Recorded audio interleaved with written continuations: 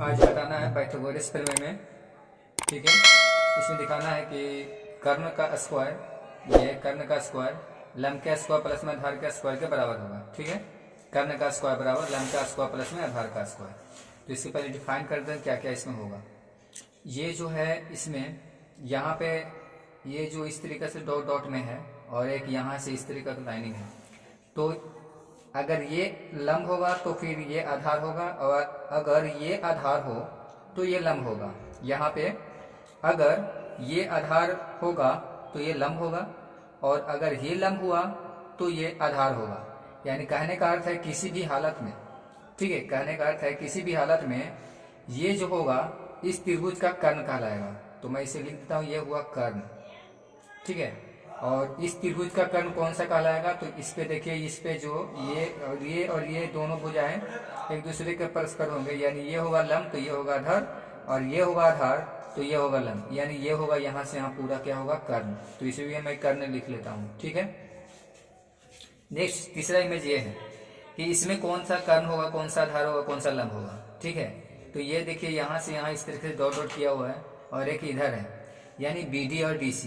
तो ये जो BD है, ये जो BD है, ठीक है, ये अगर लंब हुआ तो फिर ये आधार होगा, और अगर ये आधार हुआ तो फिर ये लंब होगा।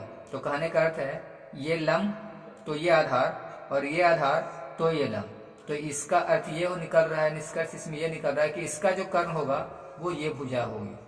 तो इसका भी मैं कर्ण लिख लिया। ठीक है, कर्ण हमें पता, मैं इसलिए कर लिया ताकि अब नेक्स्ट जब बनाऊंगा तो इसमें आसानी होगी।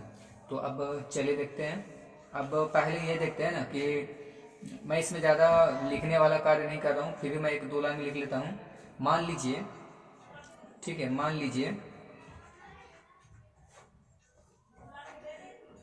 लीजिए कि त्रिभुज ABC एक समकोण त्रिभुज है, एक समकोण त्रिभुज है। ठीक है, जिसमें कोण B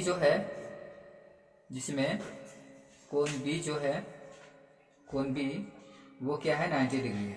कोण B क्या है इसका, 90 डिग्री।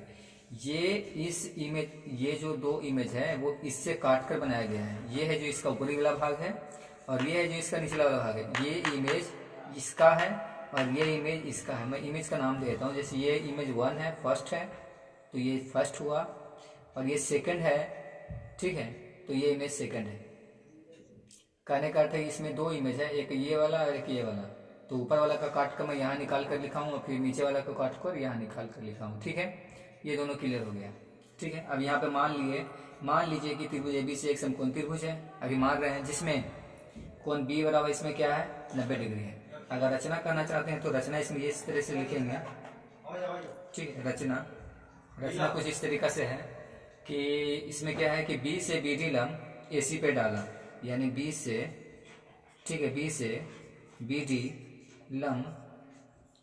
BD लंब किस पे डाला, AC पर डाला। ठीक है, यानी B से BD लंब किस पे डाल रहे हैं, AC पे डाल रहे हैं। B से BD लंब किस पे डालें, AC पे डालें। तो ये इतना हो गया, AC पे डाल दिए। अब चलिए इसमें सिद्ध क्या करना है, तो सिद्ध इसमें यही करना है, पाइथागोरस में भी ये मैं दिखाना है। ठीक है, इसमें मैं लिख लेता हूँ कि सिद्ध क्या करना है। तो सिद्ध इसमें बस यही करना है, ठीक है, कि पाइथागोरस प्रमेय में, ठीक है, सिद्ध करना है कि कर्ण का स्क्वायर, पाइथागोरस प्रमेय से कर्ण का स्क्वायर, ये कर्ण का स्क्वायर लंब का स्क्वायर प्लस में आधार का स्क्वायर के बराबर होता है। तो कर्ण है इसका AC, तो कर्ण का स्क्वायर आधार लंब का स्क्वायर प्लस आधार का स्क्वायर, यानी लंब का स्क्वायर यानी AB प्लस BC। ये हमें शो करना है, दिखाना है। ठीक है, कि कर्ण का स्क्वायर बराबर लंब का स्क्वायर प्लस में आधार का स्क्वायर होगा, या कर्ण का स्क्वायर बराबर आधार का स्क्वायर प्लस लंब का स्क्वायर होगा, ये हमें दिखाना है। ठीक है, तो अब मैं इसे इतना जो भी है लिखा हुआ इसे मैं इरेज कर रहा हूँ, और फिर अब इसके नेक्स्ट चलता हूँ कि नेक्स्ट इसे क्या क्या करना पड़ेगा। ठीक है, देखते हैं इसका नेक्स्ट पॉइंट, इसका निकालते हैं क्या क्या। अब उपपत्ति में, अब चलते हैं उपपत्ति में कि अब इसको कैसे कैसे प्रोफेस में क्या क्या करना पड़ेगा सिद्ध करने के लिए। अब यहाँ से इम्पोर्टेंट पॉइंट चालू हुआ। अब इसमें क्या करना है, पहले क्या करते हैं कि जैसे एक छोटा सा त्रिभुज ये है और एक ये बड़ा वाला त्रिभुज ABC है। ठीक है। यहाँ पे ए है ऊपर में, ठीक है, नहीं दिख रहा है, ये ऊपर में यहाँ पे ए है और ये बी है और ये सी है, ठीक है। ये भी है, ये इसका ए बी सी हुआ एक बड़ा वाला त्रिभुज, ये जो है छोटा वाला त्रिभुज है। ये कहाँ से, तो ऊपर वाला कट के इसमें लिखा हुआ है, देखिए नंबर वन यहाँ पे दिया हुआ है, ठीक है। यानी ऊपर वाली इमेज में इसमें बाहर निकाल चुका हूँ ताकि ज्यादा समझ में आए। तो हमें पहले समकोणिक करना है ये त्रिभुज, यानी छोटा वाला त्रिभुज और फिर बड़ा वाला त्रिभुज। नेक्स्ट बार करेंगे ये नीचे वाला त्रिभुज और फिर से बड़ा वाला त्रिभुज। तो अभी करते हैं ऊपर वाला त्रिभुज यानी छोटा वाला त्रिभुज और बड़ा वाला त्रिभुज। तो चलते हैं, त्रिभुज ए बी सी एवं त्रिभुज बी ए डी में, या ए डी बी में समकोणिक करने के लिए दो भुजाएं बराबर होना चाहिए। तीन भुजाएं भी बराबर हो जाती तो भी हो जाएगा, ठीक है। तो दो भुजाएं जब आपस में बराबर हो तो ऑटोमेटिक वो तीसरा भुजा भी बराबर होगा। तो इसका देखिए क्या है कि ये जो बड़ा वाला त्रिभुज है, तो बड़ा वाला त्रिभुज में ये देखिए यहाँ पे बी के पास में जो है 90 डिग्री है, यानी लिख सकते हैं कोण इसका बी है जो 90 डिग्री है। तो इसका कहाँ पे 90 डिग्री होगा, तो इसका देखिए बी के पास में 90 डिग्री नहीं है, इसका डी के पास में 90 डिग्री है। तो इसका कोण डी हुआ 90 डिग्री, आई मीन दोनों का 90 डिग्री हो गया, ठीक है। नेक्स्ट चलते हैं, नेक्स्ट में देखिए क्या है, इसमें कोई उभयनिष्ठ दिख रहा है आपको, जैसे यहाँ पे ए बी सी लिखा हुआ है, यानी ए इसमें है और ए डी बी इसमें लिखा हुआ है, यानी ए इसमें भी है, यानी ए दोनों में सम्मिलित है। तो कहने का अर्थ है कि ए क्या है, उभयनिष्ठ है। ऐसे देख लीजिए, ये एक बड़ा वाला त्रिभुज में एक कोण ए है, ठीक है, और एक छोटा वाला त्रिभुज में भी कोण ए है। तो ये तो दोनों पर में बराबर ही है, तो यहाँ लिख सकते हैं कि कोण ए बराबर कोण ए क्या होगा, उभयनिष्ठ होगा, उभयनिष्ठ होगा, ठीक है। कोने और कोने क्या हो गया, दोनों में, दोनों के लिए हो गया, तो ये क्या हो गया, उभयनिष्ठ हो गया। चलिए उभयनिष्ठ हो गया ये। अब जब उभयनिष्ठ हो गया तो अब दोनों त्रिभुज क्या हो जाएगा, समकोणिक होगा, दोनों त्रिभुज समकोणिक, यानी लिख सकते हैं यहाँ पे कि त्रिभुज ए बी सी एंड त्रिभुज ए डी बी, ठीक है, समकोणिक हुए।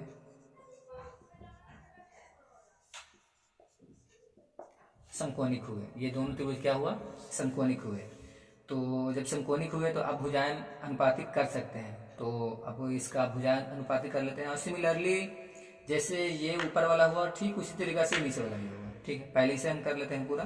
तो अब ये जब इतना मैं कर चुका हूँ, तब ये इसका यानी ये छोटा वाला त्रिभुज अब बड़ा वाला त्रिभुज से क्या करना है, भुजाओं को क्या करना है, अनुपातिक में करना है, ठीक है। समकोणिक जब हो गया तो इसे करते हैं, ठीक है। पहले से मैं मिटा देता हूँ इसे पूरा, ठीक है। इसका नेक्स्ट है, अब इसमें क्या करते हैं, भुजाओं को क्या करना, अनुपातिक करना है।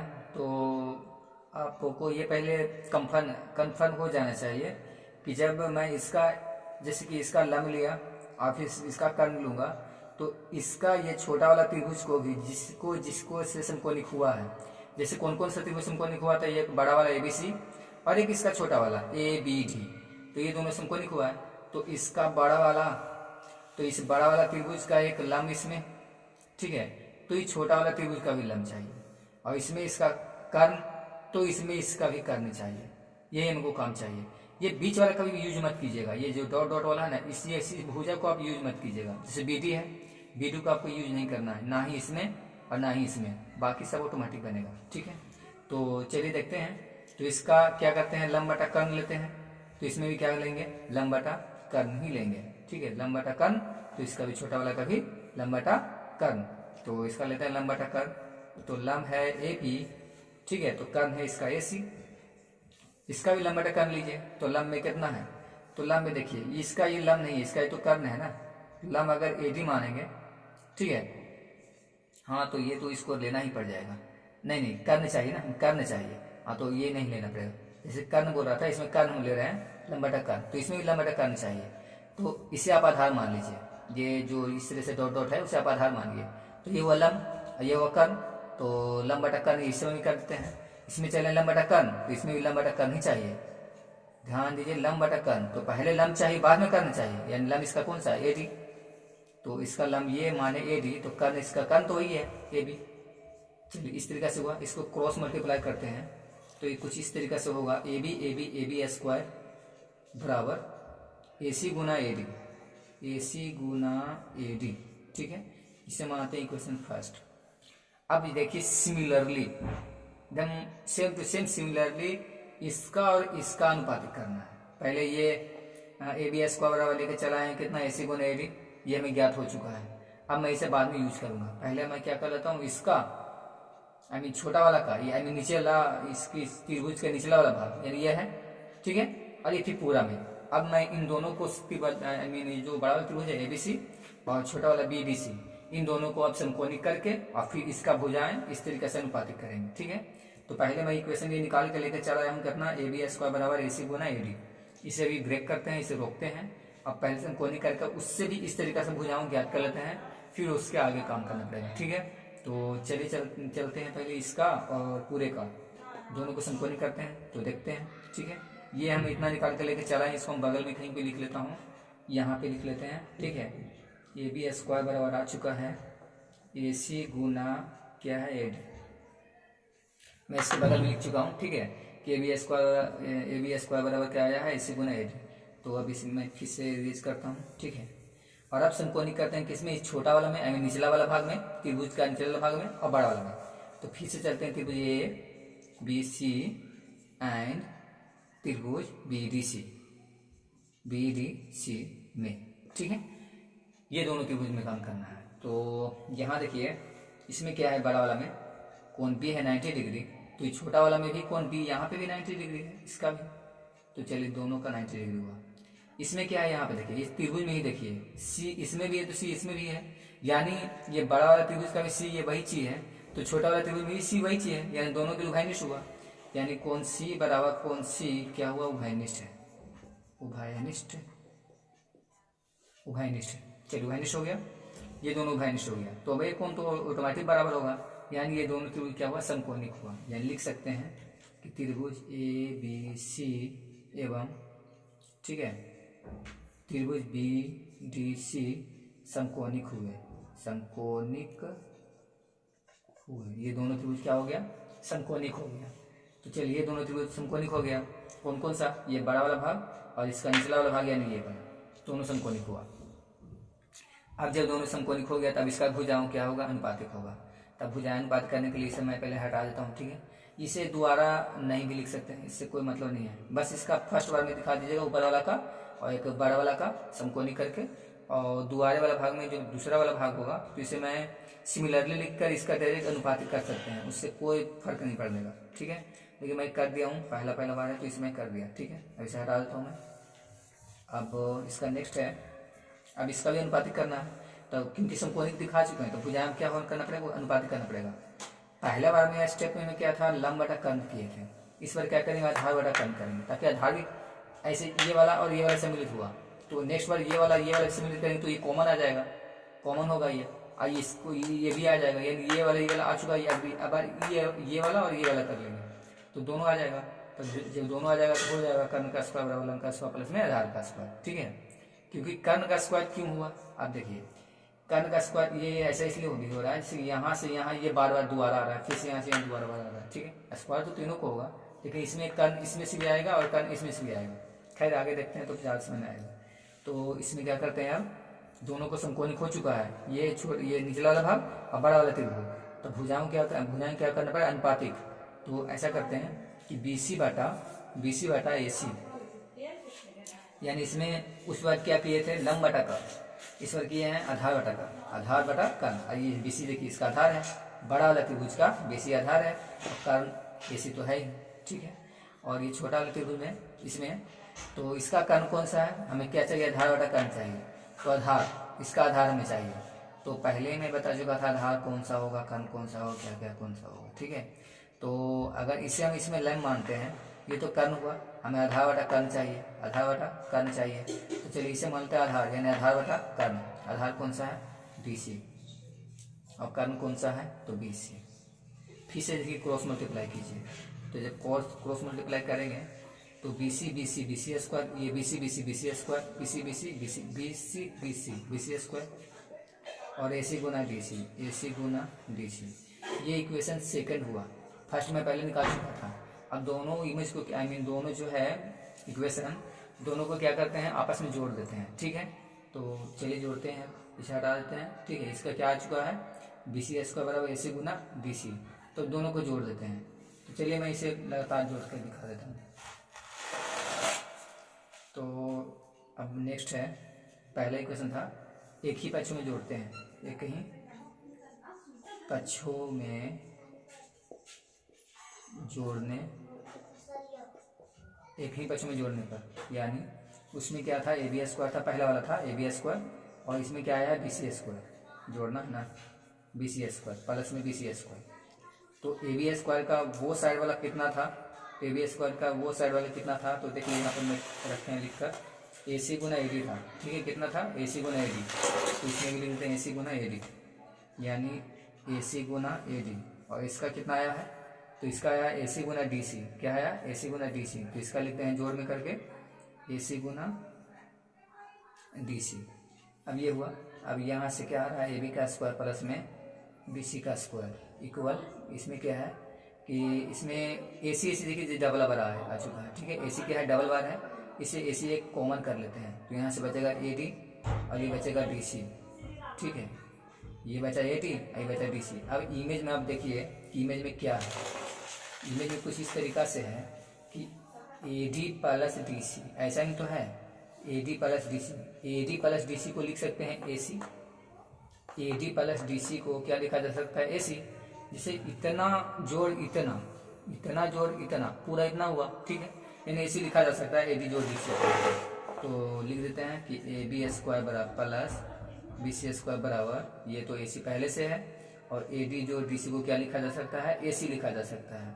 अब यहाँ से देखिए ए सी क्या हुआ, ए सी स्क्वायर हुआ, ये तो दिखाना था। ठीक है, कि बी का स्क्वायर प्लस बी सी का स्क्वायर बराबर क्या होगा, ए सी स्क्वायर, यानी कर्ण का स्क्वायर बराबर, ये कर्ण है इसका, कर्ण का स्क्वायर बराबर लंब का स्क्वायर प्लस में आधार का स्क्वायर। ठीक है, ये पूरा हो चुका है। अब इसमें कुछ पॉइंट है, अगर वो देखना है तो मैं ऐसे दिखा देता हूँ किस तरीका से।